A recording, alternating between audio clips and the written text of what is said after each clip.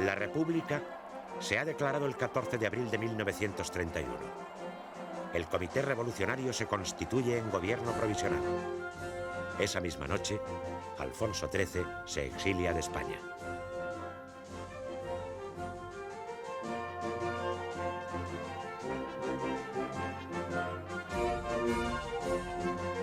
Londres y Washington temen, sin embargo, por sus inversiones. Reconocen al nuevo régimen de mala gana. Su relación con la República no se verá exenta de sobresaltos.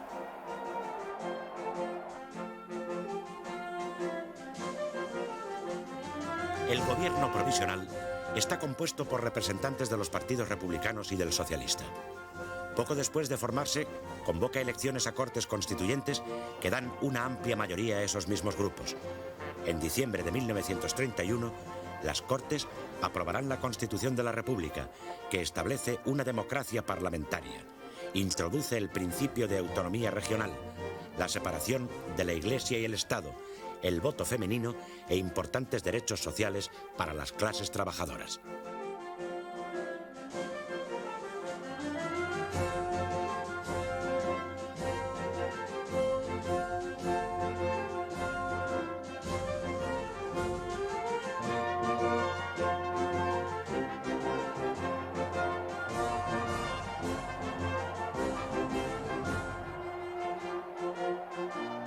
En el mismo día de la proclamación de la República, el presidente del gobierno provisional, Niceto Alcalá Zamora, manifiesta: la crisis de España no es política, no es siquiera de régimen, es histórica con toda su trascendental amplitud. De acuerdo con esta idea, los gobernantes de la República emprenden de inmediato una serie de reformas que, en cierto sentido, pretenden cambiar el curso de la historia de España y transformar el Estado en un sentido moderno, democrático, laico e igualitario. Sin embargo, extensos sectores de la sociedad española no se sentirán identificados con el nuevo régimen, aunque inicialmente tampoco les sean hostiles.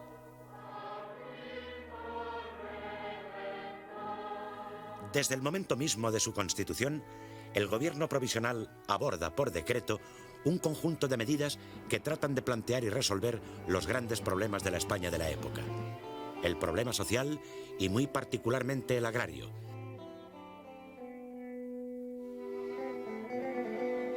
El problema religioso directamente relacionado con el de la enseñanza.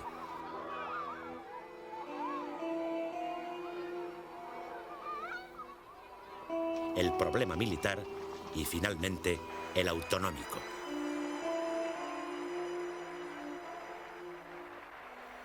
Las reformas sociales, protagonizadas desde el Ministerio de Trabajo por el socialista Francisco Largo Caballero, van dirigidas a mejorar la situación de los trabajadores y a conceder a estos un mayor poder en las relaciones laborales. El instrumento más importante y más discutido son los jurados mixtos, organismos compuestos a partes iguales por obreros y patronos, dotados de amplia autoridad en materia laboral. Ello, junto con otras medidas semejantes, provoca muy pronto el malestar de los empresarios. El problema social por excelencia es sin duda el agrario, especialmente en Andalucía y Extremadura. Para muchos, la República debe ser el régimen que resuelva de una vez por todas las lacras seculares del campo español, estableciendo una más justa propiedad de la tierra y haciendo a esta mucho más productiva. A tal intento responde la Ley de Reforma Agraria de 1932. En síntesis, se trata de expropiar con indemnización las fincas consideradas como grandes latifundios y las que estuviesen arrendadas sistemáticamente, cediéndolas para explotación a campesinos sin tierras. Los resultados quedan muy por debajo de las expectativas. La lentitud de los trámites burocráticos, los altos costos de la expropiación y la escasa dotación presupuestaria apenas van a permitir asentar más que a unos cuantos miles de campesinos. Así, los sucesivos gobiernos se ven atacados de un lado por la oposición de los propietarios, grandes y pequeños, y de otro por las exigencias cada vez más radicales de los jornaleros, lo que dará lugar a numerosos conflictos, muchos de ellos violentos. El fracaso de la reforma agraria será una de las causas principales del fracaso de la República.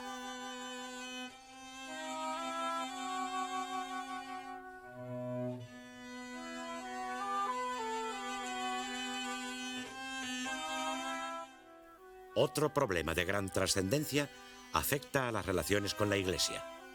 La nueva legalidad establece el matrimonio civil y el divorcio. En consonancia con lo que ocurre en numerosos países europeos, reconoce una amplia libertad religiosa, pero exige autorización para realizar actos fuera de los templos. Se aprueban condiciones de culto restrictivas para las órdenes y congregaciones católicas. La prohibición más espectacular y conflictiva se refiere a la enseñanza de la religión en los planes oficiales de estudio.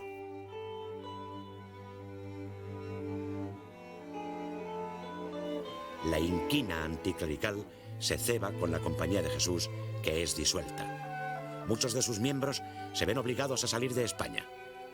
Todo esto hace que la jerarquía eclesiástica y la mayoría de los católicos, que en un principio han sido respetuosos con el nuevo régimen, vaya distanciándose de él.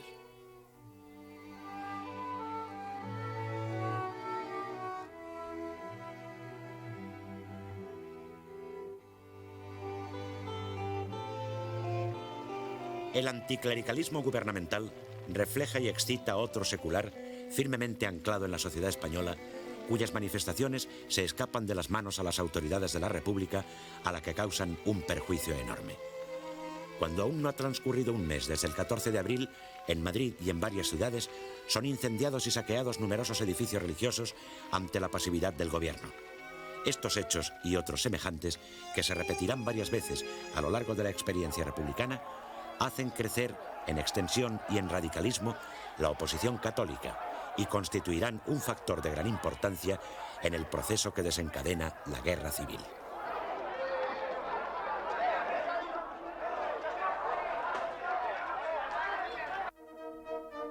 Otro de los grandes problemas cuya solución aborda la República es el militar. El ejército tiene un número desproporcionado de mandos en relación con la tropa y con las necesidades de defensa, un armamento y material escasos y anticuados y, como consecuencia, una preparación técnica deficiente en gran parte de la oficialidad.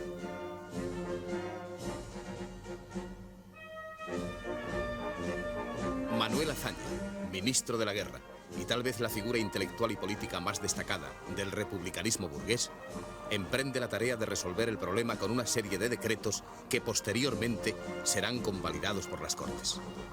El más llamativo es el que permite pasar a la situación de retirado con el mismo sueldo de que disfrutasen a todos los jefes y oficiales que lo soliciten. Con él se pretende eliminar el exceso de mandos y suscitar o aumentar en los que permanezcan en activo la adhesión a la República. Son muchos los que se acogen a esta ventajosa forma de reconversión que reduce el número de efectivos, pero no republicaniza al ejército. Otras medidas importantes tienden a disminuir la amplitud de la jurisdicción militar en beneficio de la civil, así como la supresión de la Academia General de Zaragoza, dirigida por el general Francisco Franco. Los militares más radicalmente opuestos a la política de Azaña le acusan de querer triturar al ejército. El ministro de la Guerra había utilizado esta expresión en un mitin al referirse al caciquismo y a las estructuras de poder heredadas de la monarquía. Pero no logra modificar la intención que se le atribuye y los oponentes a la República harán de la famosa trituración una de sus más eficaces banderas.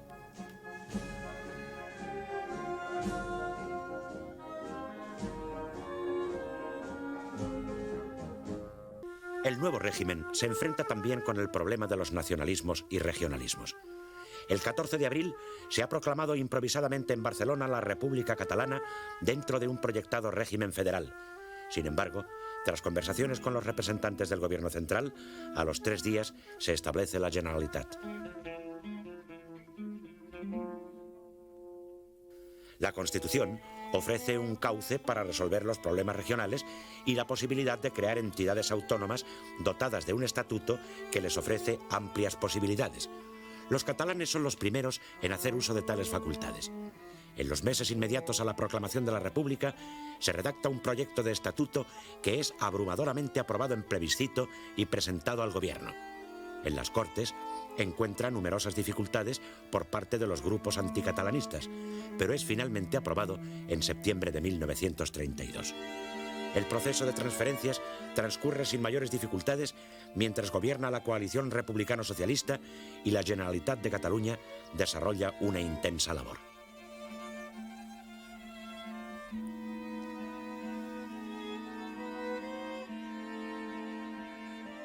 En el País Vasco la cuestión es mucho más compleja. Se destaca allí la fuerza importante del Partido Nacionalista Vasco, fundado en 1895 por Sabino Arana y cuyo lema es Dios y ley vieja. También persigue como objetivo la recuperación de las libertades de los territorios vascos que estima han sido perdidas durante las guerras y por las aboliciones del siglo XIX. Al mismo tiempo, otras reivindicaciones son el destacar la peculiaridad étnica del pueblo vasco y la defensa y desarrollo de su lengua, el euskera. Al alborear la República, no se puede decir que haya una fuerza hegemónica electoral en el País Vasco. Tienen gran implantación los carlistas y los socialistas, y en menor medida los republicanos. Sus posiciones políticas son coincidentes en unos temas y discrepantes en otros, lo que dificulta la elaboración de un proyecto de estatuto. En el verano de 1931, los grupos nacionalistas y carlistas consiguen que los ayuntamientos aprueben un anteproyecto estatutario que provoca la oposición de republicanos y socialistas. En abril de 1932 se elabora un nuevo proyecto de matiz claramente nacionalista que abarca a Euskadi y Navarra. Encuentra fuerte oposición en los navarros, mayoritariamente carlistas, y también fracasa.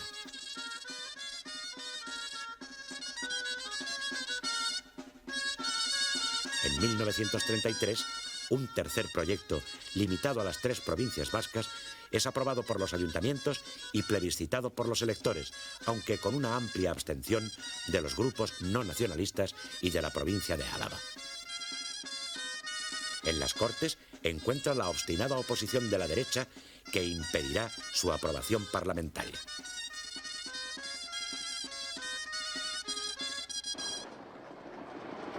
Todos estos problemas se desarrollan en un contexto internacional conflictivo. La crisis económica iniciada en Estados Unidos a fines de 1929 se hace sentir en España a partir de 1931. Y aunque su impacto no es muy fuerte, dado el relativo aislamiento de la economía española, provoca una seria disminución de las exportaciones y un significativo aumento del paro. En este contexto, los gobiernos norteamericano y británico contemplan con suspicacia, con recelo, a la joven República Española. El representante de Washington en Madrid, Irwin Laughlin, siempre exagerado, teme por las inversiones yanquis en España. Contempla a la joven República deslizándose hacia la izquierda, incluso proclive al comunismo. El embajador británico en Madrid, Sir George Graham, es sin embargo mucho más ecuánime. El hecho más destacado del contexto internacional es, sin embargo, el auge de los fascismos en Europa. En enero de 1933, el Partido Nacional Socialista Alemán gana las elecciones y Adolfo Hitler es nombrado canciller con el apoyo de las fuerzas conservadoras. Rápidamente desborda a sus circunstanciales aliados, atribuye a los comunistas el incendio del Reichstag o Parlamento, obra de los propios nazis, adopta medidas de excepción y convoca nuevas elecciones que le dan un triunfo resonante.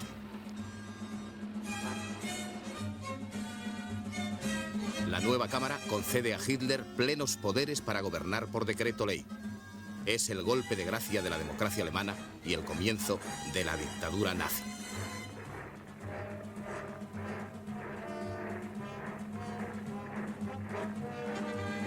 El triunfo hitleriano, unido a la consolidación y a los alardes cada vez más ostentosos del fascismo mussoliniano, agudiza el enfrentamiento entre las fuerzas fascistas y antifascistas en Europa.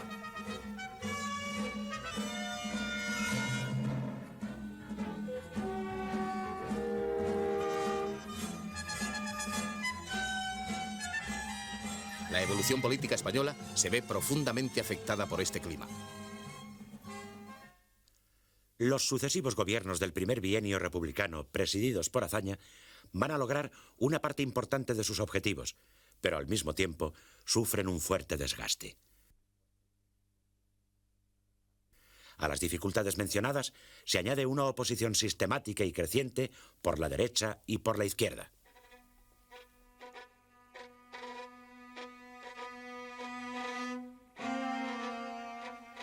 La derecha católica, con la inspiración y el respaldo del Vaticano, crea un partido que tiene como objetivo fundamental la defensa de los valores religiosos y de la organización eclesiástica.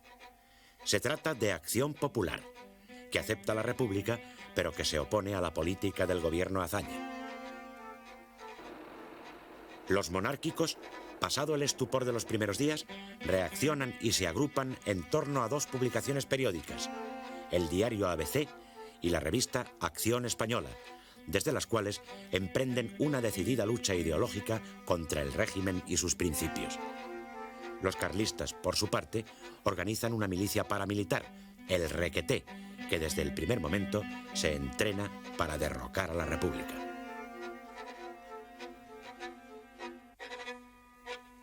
Otros grupos monárquicos, con importante participación de aristócratas y grandes de España, promueven un golpe militar en agosto de 1932. Lo capitanea el general José Sanjurjo, que se pronuncia en Sevilla.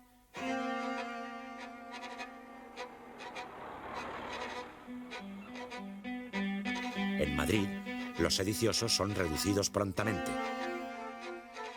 La guarnición sevillana abandona a Sanjurjo, que es detenido en Huelva. Trasladado a Madrid, un consejo de guerra lo condena a muerte, pero es indultado por el presidente de la República, Alcalá Zamora, a instancias del gobierno. Se le confina en el penal del Dueso, mientras una parte de los conjurados son deportados al Sahara español.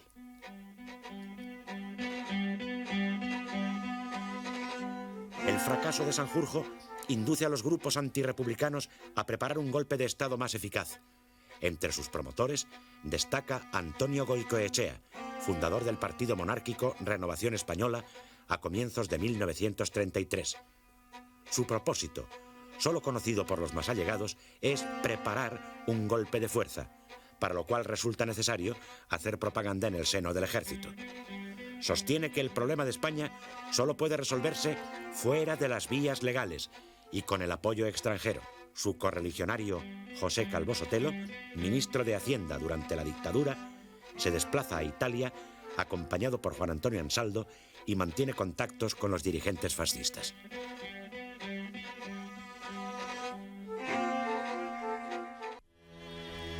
El gobierno de la República también es acosado por la izquierda, principalmente por los sindicatos anarcosindicalistas.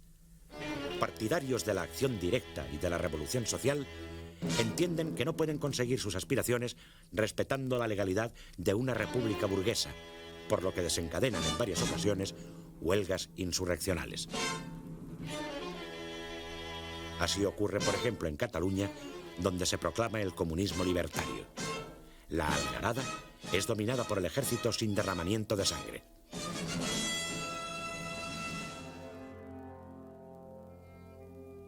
No ocurre lo mismo en el pueblo andaluz de Casas Viejas. El 11 de enero de 1933, un numeroso grupo de braceros cenetistas ataca el cuartel de la Guardia Civil. En su defensa mueren el sargento y un número. Refuerzos de la Benemérita y guardias de asalto ponen en fuga a los insurrectos, pero su dirigente, apodado Seis Dedos, se refugia en una choza con familiares y vecinos. Conminados a salir por el jefe de la fuerza, capitán Rojas de la Guardia de Asalto, se niegan, por lo que se ordena incendiar el refugio.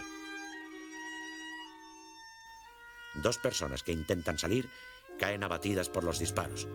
Los restantes mueren calcinados y varios detenidos más son pasados por las armas. La tragedia causa estupor en la opinión pública y desconcierta al gobierno. La derecha culpa al propio Azaña de lo sucedido e intenta derribarlo en el Parlamento. La izquierda proletaria se aleja cada vez más de una república que la Constitución define como de trabajadores de toda clase y cuyas fuerzas del orden reprimen de tal suerte a los campesinos. Casas Viejas es mortal para el gabinete Azaña, que cae meses más tarde. Mientras el gobierno republicano socialista se desgasta, la derecha legalista convierte Acción Popular en un potente partido de masas, bajo la advocación de la religión, la familia, el orden y la propiedad. Este partido aglutina a una gran masa de afiliados y simpatizantes de muy diversa procedencia social, unidos sobre todo en la defensa de los valores católicos tradicionales. El líder indiscutido es José María Gil Robles, catedrático de la Universidad de Salamanca. Promueve la creación de un frente de derechas contra lo que él considera como marxismo y orienta sus esfuerzos a forjar una gran coalición capaz de derrotar en las urnas al gobierno de Azaña. Esta coalición surge en marzo de 1933 con la formación de la CEDA, Confederación Española de Derechas Autónomas, cuyo objetivo estriba, según su programa, en la revisión constitucional implacable, especialmente en materia de religión y de enseñanza, y en el concepto social anticolectivista y antimarxista. La CEDA es un grupo heterogéneo en el que, junto a verdaderos democristianos que controlan el aparato, coexisten hombres de extrema derecha que progresivamente se inclinan hacia la tentación fascista.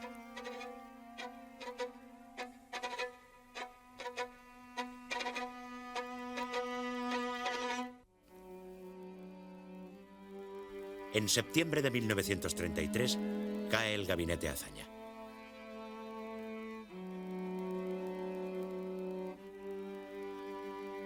Dos meses más tarde se celebran elecciones generales en las que las derechas obtienen un gran triunfo.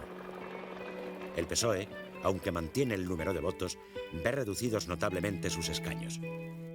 El centro queda reforzado. El grupo con mayor número de diputados es la CEDA.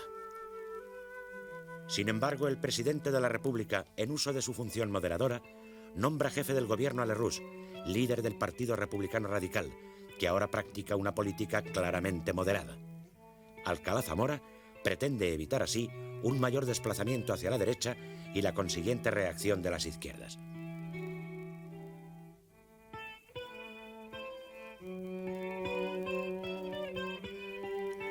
La situación política da un giro importante. Los sucesivos gobiernos revisan en sentido conservador las reformas anteriores, las suspenden o las anulan. Los patronos, en muchos casos, rebajan los salarios y reducen las mejoras conseguidas por los trabajadores en el bienio precedente. Esto provoca nuevos conflictos sociales.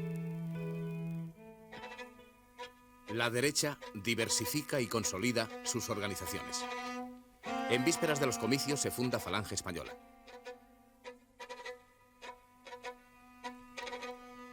Contraria al liberalismo y al marxismo, doctrinas que considera caducas y pretende superar, es declaradamente antirrepublicana y está impregnada de un fuerte nacionalismo españolista. Partidaria de la dialéctica de los puños y de las pistolas, como dijera su líder José Antonio Primo de Rivera en el discurso fundacional, crea una milicia que efectivamente va a manifestar su antimarxismo mediante la violencia.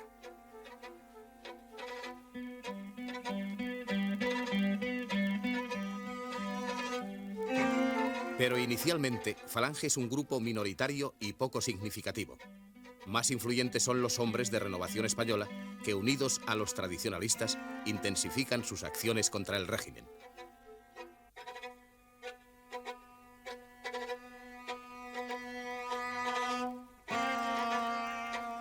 En marzo de 1934, se entrevistan en Italia con el líder fascista Italo Balbo. Y posteriormente con el Duce, quien les promete una importante ayuda en armas y dinero.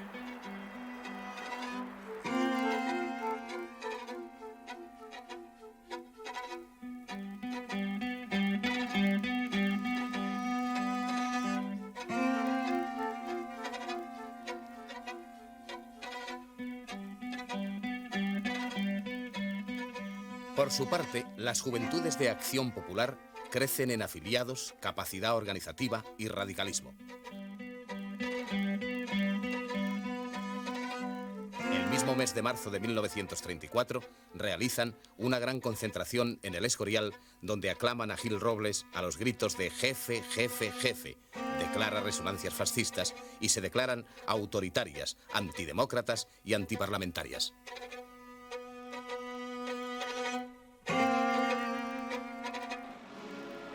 El Partido Socialista responde declarando la huelga general y haciendo inequívocos llamamientos revolucionarios.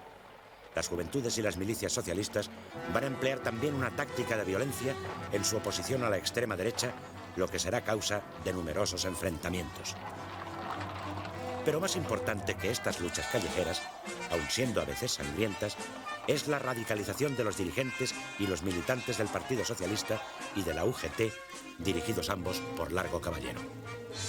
Tras perder las elecciones y comprobar la basculación derechista de los sucesivos gobiernos presididos por Lerroux con el apoyo de la CEDA y la actitud revanchista de muchos patronos, los socialistas temen perder las numerosas conquistas laborales logradas en el anterior bienio. Presionados, de otra parte, por los sindicatos anarquistas, mucho más radicales, temen que disminuya su influencia entre los trabajadores.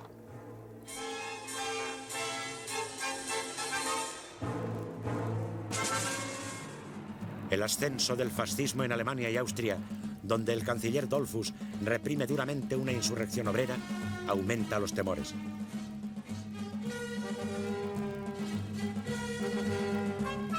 En las frecuentes declaraciones autoritarias y antiparlamentarias de algunos dirigentes de la CEDA, los socialistas creen ver una amenaza fascista análoga a la austriaca.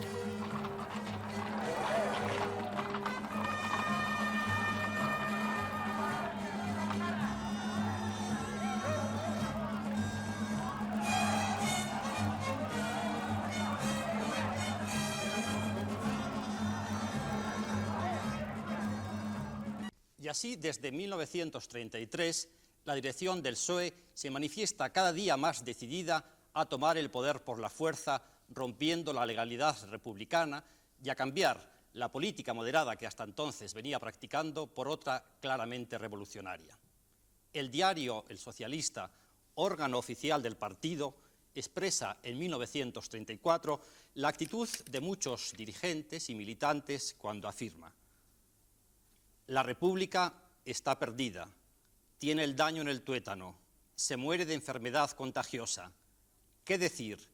¿Qué hacer? Nosotros decimos esto, que se muera, y hacemos esto otro, prepararnos para la nueva conquista. El nuevo embajador norteamericano, Claude Bowers, informa a Washington de que Largo Caballero es prácticamente comunista.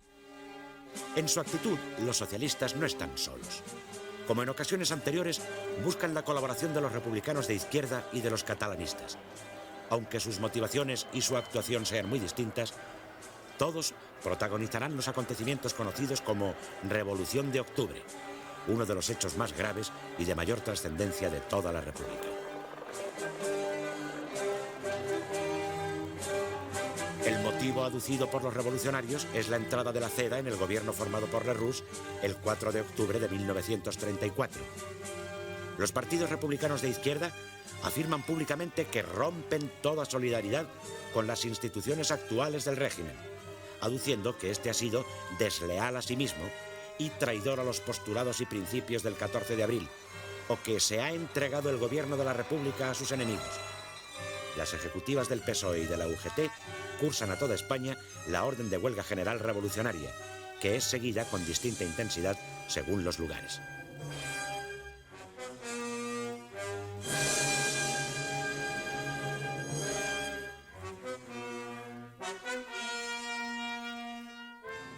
En Cataluña se produce una rebelión de la Generalitat contra el gobierno central. Las relaciones entre ambos son muy conflictivas desde que, el verano anterior, el Tribunal de Garantías Constitucionales ha anulado una ley sobre contratos de cultivo aprobada por el Parlamento Autónomo. Este desafía las instrucciones de Madrid, aprobando seguidamente otra ley idéntica, mientras que desde la Consejería de Gobernación se dirigen los preparativos insurreccionales. El 6 de octubre, a las 8 de la tarde, el presidente de la Generalitat, Lluís Companys, declara que rompe con el gobierno central, acusándole de estar dominado por fuerzas de dudosa lealtad republicana, y proclama el Estado catalán en la República Federal Española. Ofrece la ciudad de Barcelona como sede provisional del nuevo gobierno español. Mientras tanto, grupos de nacionalistas radicales y de la minoritaria Alianza Obrera exigen la inmediata proclamación de la República Catalana. La CNT no participa en la rebelión. Companys requiere al jefe de la división, general Domingo Batet, que se ponga al servicio de la Generalitat, pero este se niega. Batet, militar catalán liberal y republicano, mantiene su fidelidad al gobierno central y declara el estado de guerra. Se lucha en algunos puntos de la ciudad durante la noche. Las tropas llegan al Palacio de la Generalitat y a las 6 de la mañana, Companys comunica telefónicamente su rendición. El gobierno suspende el Estatuto de Cataluña y ordena centenares de detenciones. Las 10 horas de rebelión catalana han costado 46 muertos y 117 heridos. Pero donde la insurrección alcanza su mayor intensidad es en Asturias. Las organizaciones proletarias, unificadas en la Alianza Obrera, se lanzan a una auténtica rebelión armada. Asaltan las casas cuartel de la Guardia Civil, se apoderan de la cuenca minera, crean comités revolucionarios y ocupan las fábricas de armas. Entre sus actos de violencia son especialmente llamativos los realizados en la Catedral de Oviedo, el incendio de la biblioteca de la universidad y la apertura violenta de las cajas del Banco de España. Al mismo tiempo, establecen un poder obrero que en algunos casos decreta el comunismo y crea una administración rudimentaria. El gobierno utiliza al ejército para reprimir la revolución. El ministro de la Guerra, el republicano radical Diego Hidalgo, llama al general Francisco Franco para que, sin cargo oficial alguno, dirija desde Madrid las operaciones. El general Eduardo López Ochoa organiza las tropas que marcharán por tierra hacia Oviedo.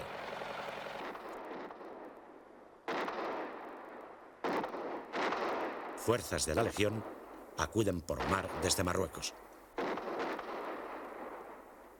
El día 8 es tomado Avilés.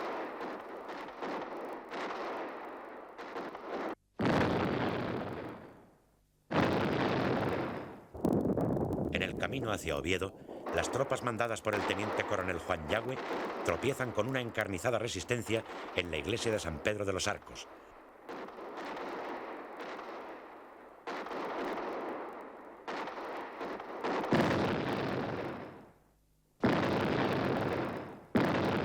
Donde muere, empuñando una ametralladora, la joven comunista Aída Lafuente, de 18 años. Pronto será mitificada como heroína de las luchas proletarias. El 19 se liquidan los últimos focos revolucionarios. López Ochoa, republicano y masón, gestiona la rendición de los insurgentes para evitar mayor derramamiento de sangre.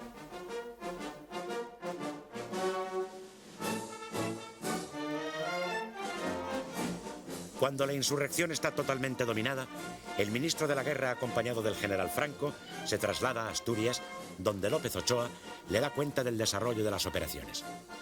Desde este momento, la figura de Franco se perfila en los ambientes conservadores como el hombre fuerte capaz de contener la revolución.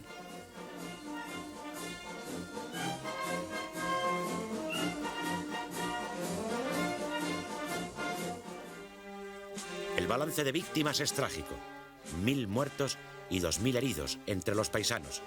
300 muertos y 900 heridos entre la fuerza pública, causados no solo en los combates, sino también en la represión espontánea y criminal realizada por miembros de uno y otro bando. Resulta especialmente llamativo el asesinato del periodista Luis Sirval, quien ha denunciado las brutalidades y excesos de la Legión en Asturias.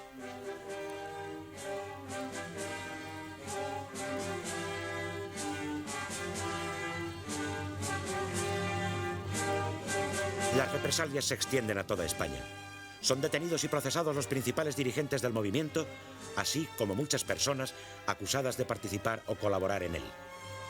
Ingresan en prisión unas 30.000 personas. Las casas del pueblo son clausuradas. Se suspende la mayor parte de la prensa obrera. Se limitan las actividades de los partidos de izquierda y se establece la censura previa. Si la acción de los revolucionarios encona los ánimos y suscita los odios de numerosos derechistas, la represión gubernamental provoca un efecto similar en la izquierda.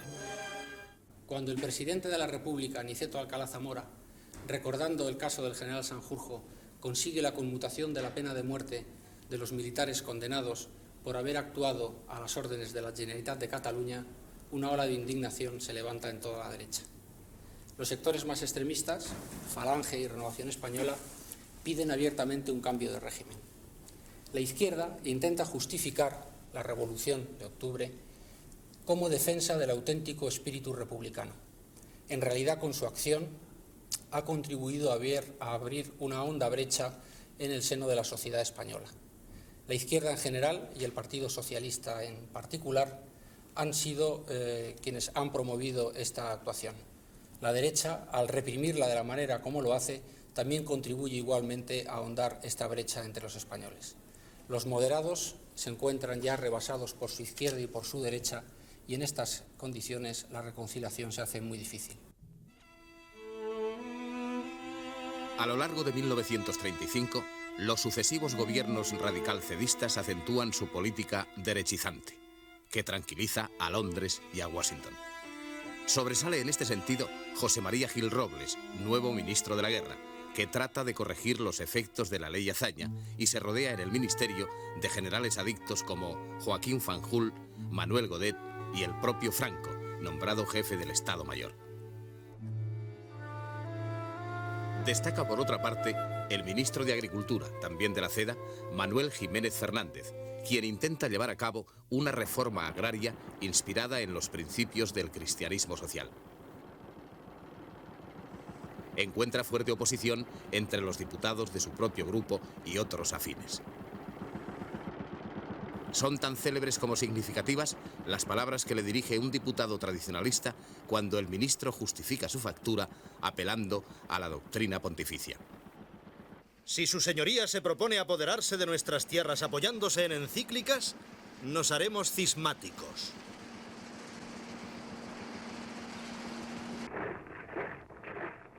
Mientras tanto, continúan creciendo los fascismos en Europa. El Estado nazi se consolida en el interior y tiene un peso cada vez más decisivo en las relaciones internacionales, sobre todo después de que Hitler combina en 1934 la jefatura del gobierno y la del Estado y decreta al año siguiente el rearme y el servicio militar obligatorio. La política de Berlín fascina a los autoritarios e infunde temor a los demócratas.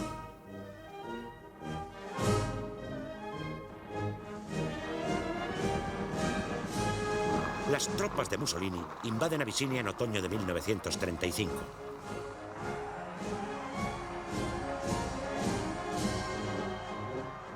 Las protestas del Negus Haile Selassie ante la comunidad internacional y la condena de la Sociedad de Naciones son totalmente ineficaces.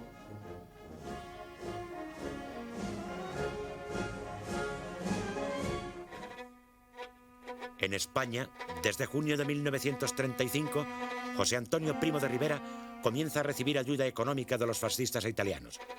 Por orden del yerno de Mussolini, Galeazzo Ciano, y a través de la embajada italiana en París, se le entregan 50.000 liras mensuales, cantidad equivalente a unos 4 millones de pesetas de 1986. No se informa del asunto a la embajada en Madrid.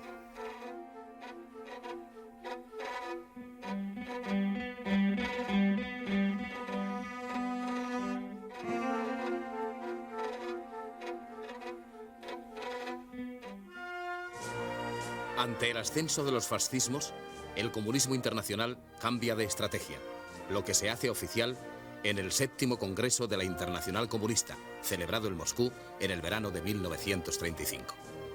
La alternativa ya no se presenta como hasta entonces entre dictadura del proletariado y democracia burguesa, sino entre fascismo y democracia. La política a seguir será el establecimiento de frentes populares, es decir, la alianza del proletariado con las clases medias, de los partidos socialistas y comunistas con los burgueses antifascistas frente al enemigo común. La tarea de los comunistas no será por el momento hacer la revolución, sino frenar al fascismo. La nueva estrategia va a aplicarse en varios países, entre ellos España. Washington y Londres la contemplan, sin embargo, como un mero cambio de estrategia en la marcha hacia la revolución. El gobierno se deteriora cada vez más. Los radicales, que han sufrido varias escisiones, quedan totalmente desprestigiados cuando se descubren escándalos económicos en los que están envueltos destacados personajes del partido. El juego llamado extraperlo pronto se hace sinónimo de corrupción y de mercado negro. Todo ello obliga a la CEDA a deshacer la coalición gobernante. En diciembre de 1935 se produce la crisis. Al presidente de la República le repugna conceder la jefatura del gobierno a quien no ha votado la Constitución, por lo que rechaza las presiones para nombrar a Gil Robles. Busca una solución de centro y, después de varios intentos fallidos, designa a Manuel Portela Valladares, hombre de su confianza, pero que no cuenta con respaldo parlamentario. La dificultad de gobernar es tal que Alcalá Zamora firma el decreto de disolución de Cortes. Las elecciones se convocan para el 16 de febrero de 1936.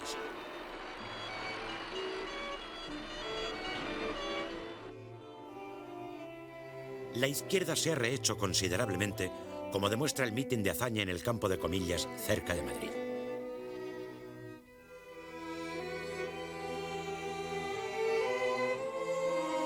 El Partido Socialista está dividido en dos corrientes. Una, partidaria de la alianza con los republicanos, cuya figura más destacada es Indalecio Prieto, al que siguen, entre otros, Ramón González Peña y Juan Negrín.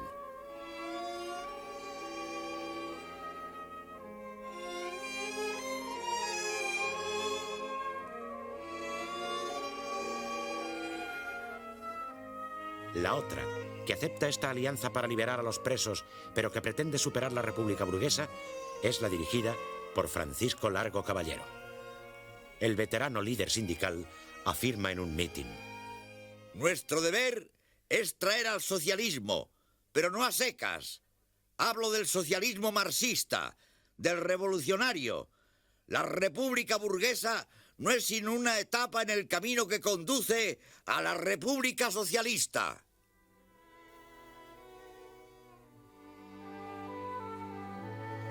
La idea del Frente Popular se abre rápidamente paso entre la izquierda. Coordina las gestiones para formarlo el prestigioso jurista Felipe Sánchez Román. El 15 de enero se hace público el programa: amnistía para los presos políticos y represaliados de octubre y restablecimiento de la legislación del primer bienio, particularmente del Estatuto de Cataluña y de la reforma agraria. La unión de las izquierdas obliga a coaligarse a las fuerzas derechistas. Al Frente Popular se opone el Frente Nacional. Aunque hay algunos partidos de centro, en el panorama político se refleja la división de la sociedad española en dos grandes bloques antagónicos. En un primer momento, su enfrentamiento va a ser solo electoral.